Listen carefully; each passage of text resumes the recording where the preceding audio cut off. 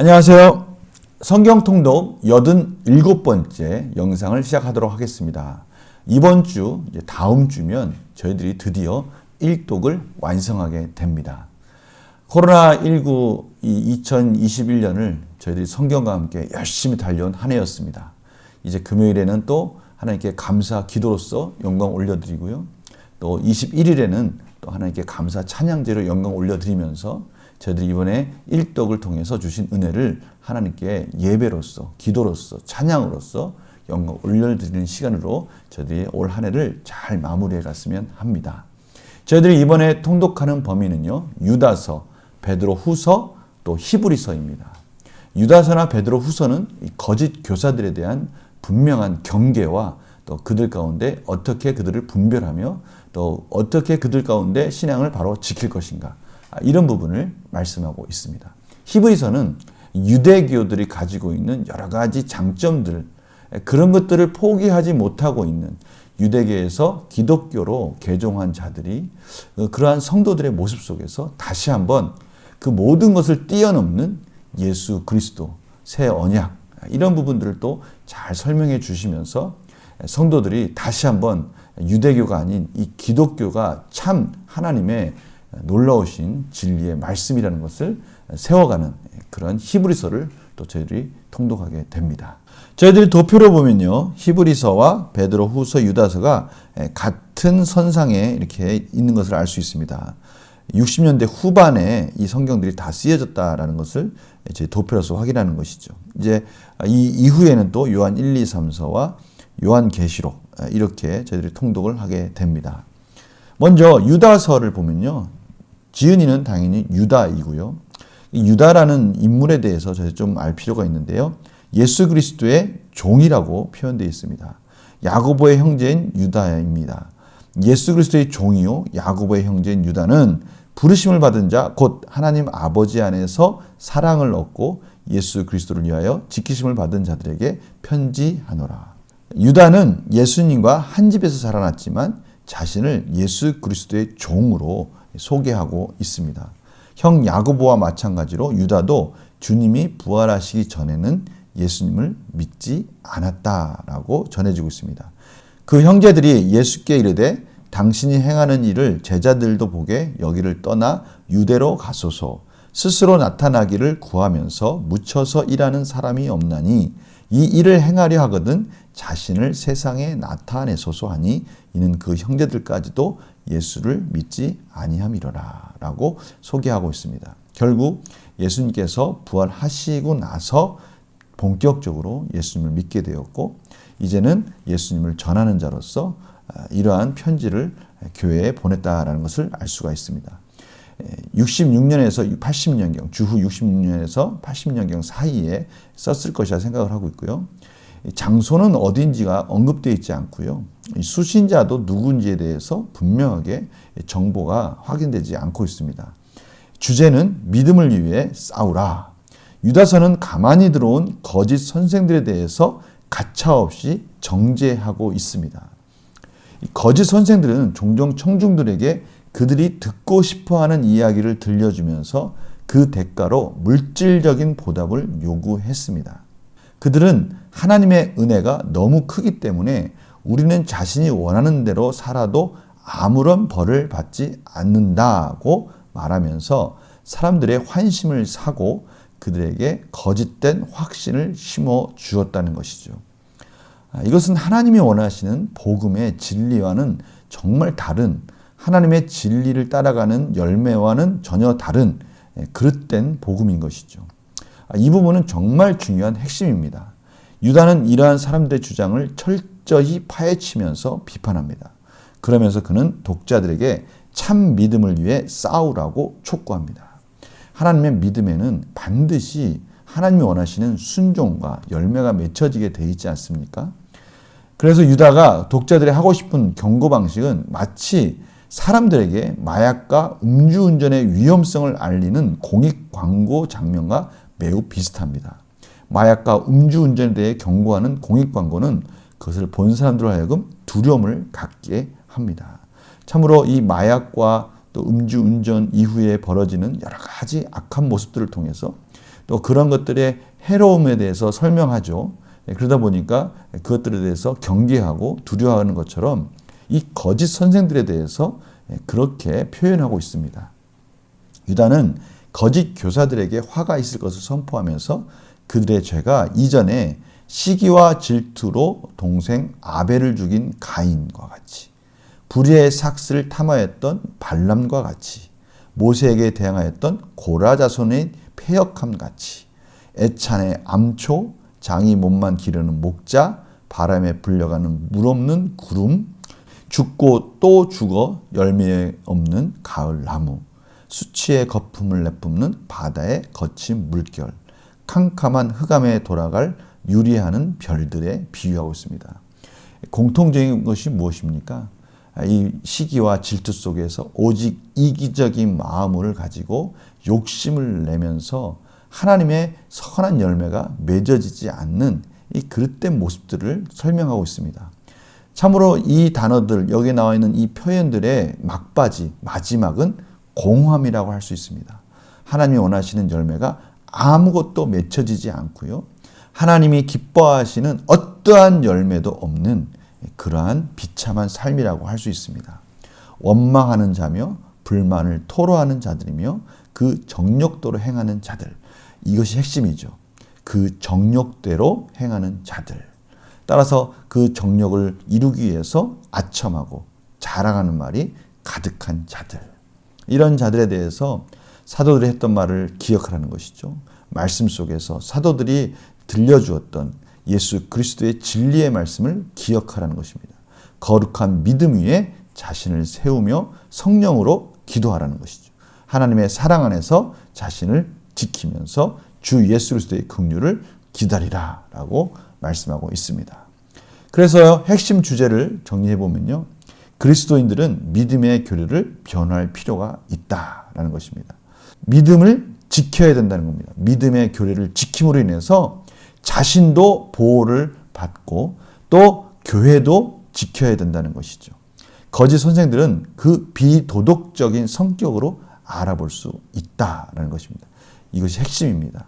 하나님의 경건의 삶으로 통해서 비도덕적으로 살고 있는 그들의 삶을 통해서 그들의 거짓된 모습, 외식된 모습들, 이러한 것들 속에서 아무 열매가 맺어지지 않고 변화되지 않고 성숙되지 않는 이러한 비도덕적인 성격으로 이 거짓 선생들을 알 수 있다는 것입니다. 하나님은 거짓 선생들을 심판하실 것입니다. 성도들은 구원받기 위해 인내해야 한다라는 것을 또 강조하고 있습니다. 인내라는 부분이 강조되고 있어요. 이 유다서에서는 이 인내와 또 긍휼을 베푸실 때, 하나님이 그 부르심 받은 이들에게 긍휼을 베푸실 때 그들은 타인에게 또 긍휼을 베풀어야 한다라고 주장하고 있습니다. 하나님은 자기 백성이 인내할 수 있도록 은혜를 베푸신다. 이러한 고난의 시절에 여러 가지 어려운 과정들이 있지만 반드시 믿음 안에 인내해야 하고 하나님이 인내할 수 있도록 성도들을 보호해 주신다라는 것. 이 부분을 강조하고 있습니다. 베드로 후서를 보면요. 당연히 베드로가 썼겠죠. 주후 64년에서 66년 사이에 썼을 것으로 추정하고 있습니다. 베드로의 죽음 직전에 기록되었을 것이다 라는 것이죠. 베드로는요. 주후 64년에서 66년 사이에 순교했으니까요. 바로 그 순교하기 직전에 이 베드로후서를 썼을 것이다 라고 하는 것이죠. 로마에서 기록했을 것이다 라고 추정하고 있습니다. 수신자는요. 분명하지는 않지만 소아시아의 교회들에게 베드로 전서를 보냈고요. 그거에 이어서 두 번째 이 베드로 후서를 보내고 있다라는 것을 베드로 후서 내에서 설명하고 있습니다. 베드로서 3장 1절에 보면요. 이런 부분을 언급하고 있어서 아마도 소아시아 교회 성도들일 것이다 라고 그렇게 추정하고 있습니다. 베드로 후서를 통독하시면서요. 이왕이면 이 베드로의 생애를 또 한번 처음부터 쭉 같이 장소와 함께 보는 것도 유익할 것 같아서 생애 지도를 올려놨습니다. 각 지역들과 함께 베드로가 어떠한 활동들을 했는지 이 복음서와 또 사도행전을 통해서 하나하나 확대해 가시면서 관찰해 보시는 것도 재밌을 것 같습니다. 주제는요. 거짓 선생들을 대항하라라는 것입니다. 거짓 선생들은 칭의 교리를 변질시켜 부도덕하고 반항적인 생활 방식을 가르치고 있었다는 것입니다. 칭의가 뭡니까? 한자로 이신칭의라고 해서요. 예수님을 믿는, 예수의 십자가를 믿는 자들을 하나님께서 의롭다고 칭해 주셨다라는 것이죠. 예수 그리스도의 그 십자가의 의로 덮어주셔서 모든 죄를 덮어주심으로 말미암아 저희들을 의롭다고 하시는 것입니다. 저희들의 신분이 완전히 바뀐 거죠. 그러나 그 수준은 점점 성숙해져가는 과정이 필요하고요. 그것을 우리는 성화라고 합니다. 그런데요, 칭의라고 해서 저희들이 모든 죄를 사함 받았지만 그것을 도덕적인 부분과 분리할 수는 없습니다. 저희들의 신분이 의롭게 변한다면 당연히 우리의 삶 속에서도 이제 도덕적인 삶이 뒤따르는 것이 너무나 당연하지 않습니까? 분리할 수 없는 겁니다. 그런데 그것을 잘못 가르쳤다는 것이죠. 비윤리적인 삶에 대해서 방관하고 그것이 그렇게 살아도 괜찮다는 듯이 잘못 교리를 가르치고 있었다는 것이죠. 베드로전서가 외부로부터의 무시무시한 위험에 주안점을 두었다면 베드로후서는 내부의 위험에 대해 경고하고 있다는 겁니다. 베드로서 2장과 유다서 4절에서 18절은 비슷한 내용으로 거짓 선생들에서 경고하고 있습니다. 핵심 주제를 보면요. 하나님은 예수 그리스도 안에 있는 자신의 은혜를 통해 그리스도인들에게 신성한 성품에 참여하는 특권을 허락하셨다는 것이죠. 하나님의 그 인격적인 부분, 하나님이 신령한 은혜로 주시는 그러한 성품, 신의 성품을 가지고 사는 자들로 하나님께서 부르셨다는 겁니다. 그러나 칭의라는 것은 단순히 그냥 의롭다 칭하는 것이 아니라 신성한 성품까지도 하나님께서 선물을 주시는 것이죠. 그래서요, 하나님의 은혜는 경건으로 귀결될 수밖에 없습니다. 경건이라는 건 무엇입니까? 하나님 앞에 부끄럽지 않은 하나님을 경외하는 삶으로 사는 자들을 말하는 것이죠. 그리스도 안에서 그리고 성경 안에서 이 진리에 계시는 하나님에서 온 것이면서 인간이 만들어낸 신화에서 나온 것이 아니다라고 확실하게 못을 받고 있습니다. 베드로 자신이 받은 계시와 자신이 경험한 예수 그리스도에 대해서 분명히 쓰여진 것이기 때문에 하나님의 말씀은 성령님을 통해서 능력이 있다라는 것이죠.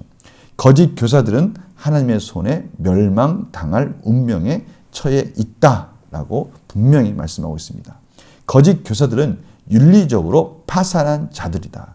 당연히 이들은 하나님께서 주신 그 신성한 성품에 대해서 하나님 주신 은혜로 말미암아 사는 경건한 삶에 대해서 부정한 자들이기 때문에 그렇습니다. 신자들은 자신이 말세에 살고 있음을 알고 반대에 부딪혀도 인내해야 한다라고 말씀하고 있습니다. 예수 그리스도가 이 땅에 오심으로 말세가 시작되었습니다. 이제 사단의 권세는 예수의 십자가와 함께 꺾였습니다. 그러나 이 잔당들이 남았죠. 그것에 대해서 저희들은 이 거짓 교사들과 같이 이러한 예수 그리스도의 교리와 예수의 십자가를 부정하는 자들을 저희들은 대항해서 그들과 맞서 싸워야 되는데요. 그때 가장 중요한 도덕적, 어떻게 보면 우리의 신성한 성품 중에서 가장 중요한 것이 있다면 바로 인내라고 할 수 있습니다. 주님은 창조 세계에 대해 오래 참으시지만 반드시 밤에 도둑같이 심판하러 오실 것이다. 저희들은 바로 이 부분에 대해서 깨어 있어야 된다라고 분명히 말씀하고 있는 것입니다. 늘 긴장하고 깨어 있어서 언제 주님이 오실지 모르는 도둑같이 갑자기 아무도 모르게 올 수 있는 이 심판의 때를 준비해야 한다라는 것이죠. 하나님은 의인을 구출하신다. 다시 말하면 예수 그리스도의 십자가로 말미암아 저희들이 구원이 시작되었는데요. 그 구원의 시작은요. 과거에도 있었고요. 현재에도 있었고요. 미래에도 하나님의 성실하심은 계속 이어진다라는 것을 저희들이 잊지 말아야 된다는 것입니다. 그래서 베드로후서 1장, 2장, 3장을 핵심 키워드로 요약한다면요. 1장은 그리스도인의 성품, 이 신성한 성품에 대한 것을 말씀하시고요. 2장은 거짓 교사들에 대한 책망, 윤리적으로 파산한 자들에 대한 책망, 제3장은 도둑같이 임하실 그리스도의 재림에 대한 확신, 이렇게 키워드로 정리할 수 있습니다. 이제 히브리서를 저희가 통독하게 되는데요. 역시 작가는 미상입니다. 이 히브리서의 작가가 이 디모데를 형제라고 부르는 사람 이 정도 저희들은 알 수 있지만 그가 누군지에 대해서는 정확히 알려져 있지 않습니다.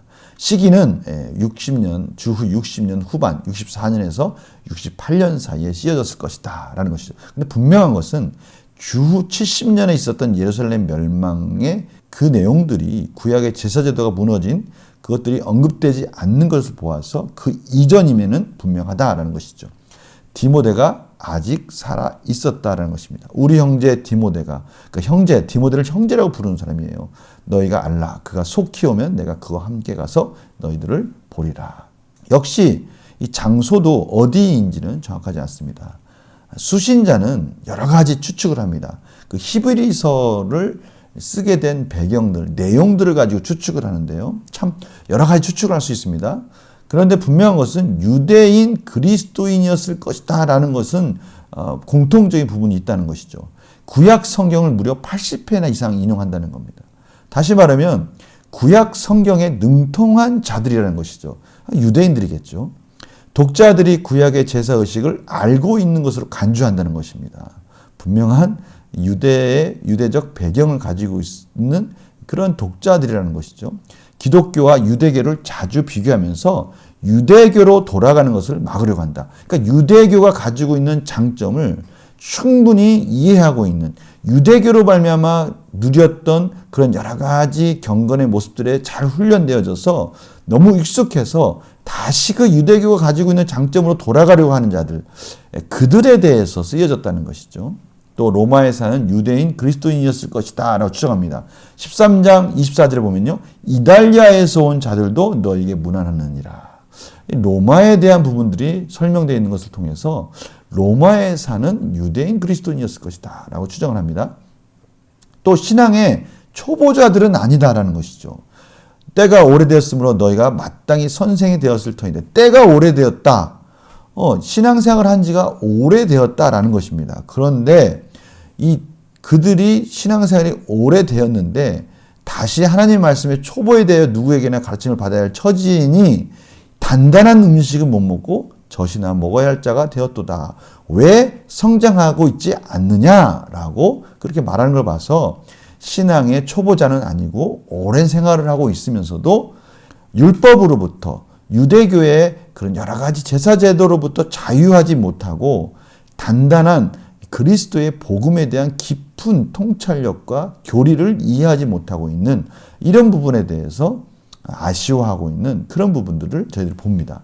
또 복음에 굳게 선 자신들의 믿음 때문에 지금까지 고난을 잘 인내해왔다. 그럼에도 불구하고 전날에 너희가 빛을 받은 후에 고난의 큰 싸움을 견뎌낸 것을 생각하라. 이러면서 그럼에도 불구하고 여러 가지 어려움들을 잘 극복했던 때, 그때를 생각하라 라는 그런 부분을 통해서 믿음 때문에 지금까지 고난을 잘 인내해왔던 수신자들이라는 것을 또 알 수 있습니다.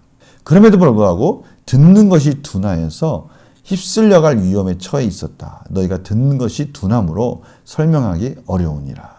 그러니까 하나님의 말씀, 하나님의 깊은 교리를 아직 들을 준비가 안 되어 있다라는 것이죠.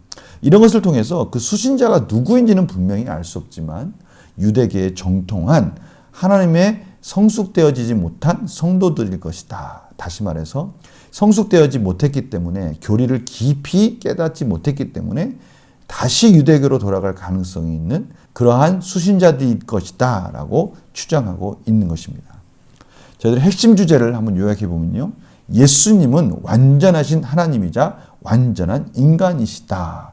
다시 말하면 구약에 있는 어떠한 인물들보다 예수 그리스도는 하나님이시면서 인간으로서 우리의 모든 구원을 완성하신 분이다 라는 것을 강조하는 것이죠.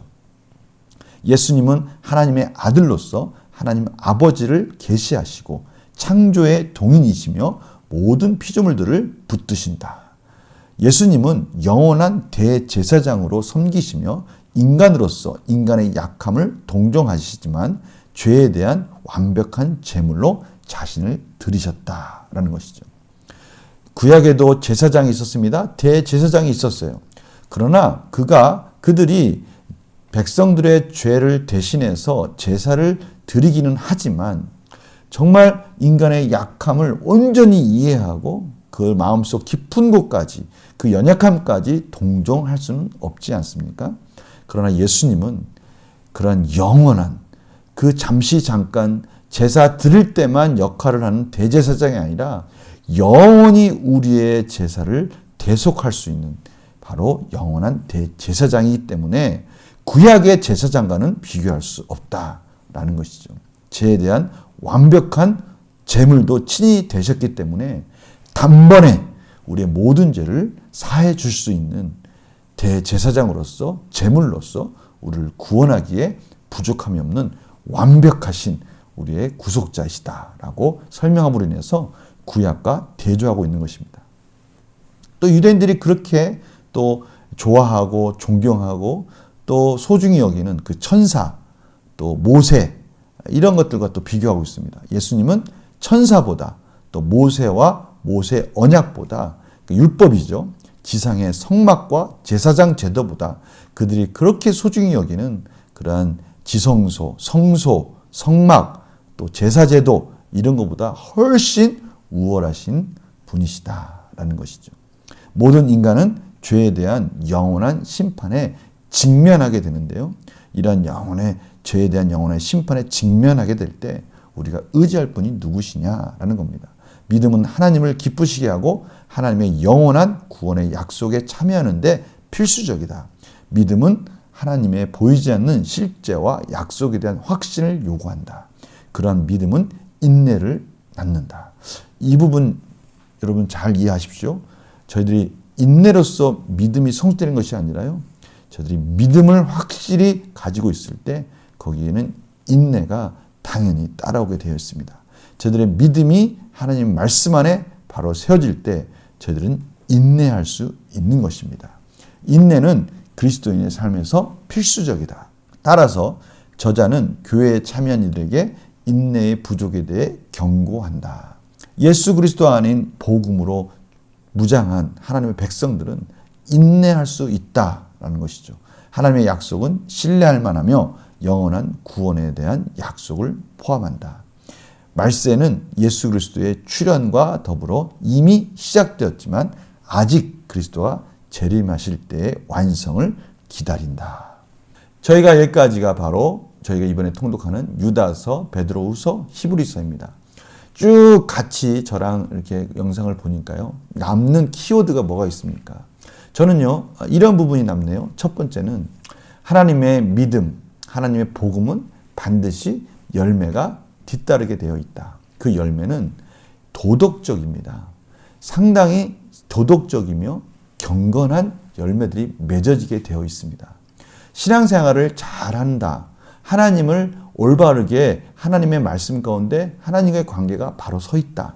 그것은 당연히 도덕적으로 경건한 열매들이 따라오게 되어 있고요. 가정에서, 직장에서, 어디에서나 하나님의 자녀로서 부끄럽지 않은 삶을 살기 위해서 최선을 다하는 삶이 반드시 동반되어진다라는 것을 분명히 가르쳐주고 있습니다. 따라서 이러한 삶을 사는 성도들 속에 거짓 교사들은 당연히 구별되어지게 되어 있는 것이죠. 교회가 건강하다. 참으로 교회가 하나님의 말씀 안에 바로 서 있다. 그렇다면 그 속에서 거짓과 또 여러 가지 시기와 질투와 음란과 여러 가지 모습들 이런 것들은 구별되어지게 되어 있고요. 걸러지게 되어 있는 겁니다. 그래서 저희들은요. 하나님 말씀 안에 바른 교리 안에 바로 세워지는 우리 성도들을 위한 그러한 서로서로를 배려하고 서로서로가 서로서로를 도와주는 말씀 안에 바로 세워지고 하기 위해서 서로 기도해주는 말씀 안에 열심히 말씀 공부하고 또 교리 가운데 또 서로서로 부족할 때는 도와주면서 가르치고 배우고 이런 부분이 정말 중요하다는 것을 오늘 다시 한번 깨닫게 되는 것이죠. 또 하나 들어오는 중요한 키워드가 있다면 무엇입니까? 그렇습니다. 하나님께서 예수 그리스도로 말미암아 저희들을 구원해 주셨는데 예수 그리스도는 완벽하신, 완전하신, 참으로 부족함 없는 저희들의 구속자로서 십자가에 죽으셔서 우리의 죄를 대속했을 뿐이 아니라 이제는 저희들의 연약함을 동정하시면서 대제사장으로서 또 중보 기도자로서 지금도 저희들을 위해서 하느님 보좌 우편에서 기도하시며 저희들을 구원을 완성해 가고 계시다라는 것입니다. 그분은 인간의 몸으로 이 땅에 오셨기 때문에 저희들의 약함을 동정하시고요. 긍휼하심으로 완벽하게 이해하고 계시기 때문에 저희들은 예수님과 연합하여져서 예수님이 걸어가셨던 그 길을 충분히 예수 그리스도 안에서 성령님의 도우심으로 따라갈 수 있다라는 것을 오늘 말씀을 통해서 확인할 수 있는 것입니다. 또 마지막 키워드가 있다면 뭡니까? 그렇습니다. 인내입니다. 인내. 믿음으로 하나님께서는 저희들이 여러 가지 환난과 고난 가운데 견디어낼 수 있는 힘을 주신다는 겁니다. 이 편지들이 다 보내지는 그 시기는요, 참으로 핍박 속에서 네로 황제의 핍박과 여러 가지 거짓 교사들의 핍박 속에서, 분열 속에서, 유혹 속에서, 또 많은 환난 속에서, 사회 속에서 기독교인이기 때문에 받는 여러 가지 불이익 속에서 성도들이 인내할 수 있다는 겁니다. 그 인내는 하나님의 사랑 안에서 이루어진 하나님이 주신 놀라운 기독교인들의 놀라운 성품인 것이죠. 바로 그 부분이 또 중요한 키워드입니다. 하나님의 풍성한 사랑이요, 저희들을 인내하도록 인도하시고 예수 그리스도께서 재림하실 때 인내함으로 말미암아 승리하도록 인도하여 주신다는 것입니다. 이것도 중요한 키워드입니다. 결국 열매와 예수 그리스도와 인내가 저희들이 이번에 통독하는 이 통독의 흐름 속에 너무나 중요한 키워드라는 것을 저희들이 깨달을 수가 있습니다. 저희들이 사는 이 시대는 그 초대교회가 받는 고난과는 비교할 수 없지만 또 이 시대 나름대로 저희들이 여러 가지 힘들고 어려운 그런 사정들이 있지 않습니까? 그런 사정 속에서도 넉넉하게 이길 수 있는 능력들을 허락하셨구나라는 것을 깊이 이해하시고 깨달으시면서 또 즐거운 통독의 은혜를 누리시기를 간절히 소망합니다. 또 목요일 날 또 찾아뵙겠습니다. 안녕히 계세요.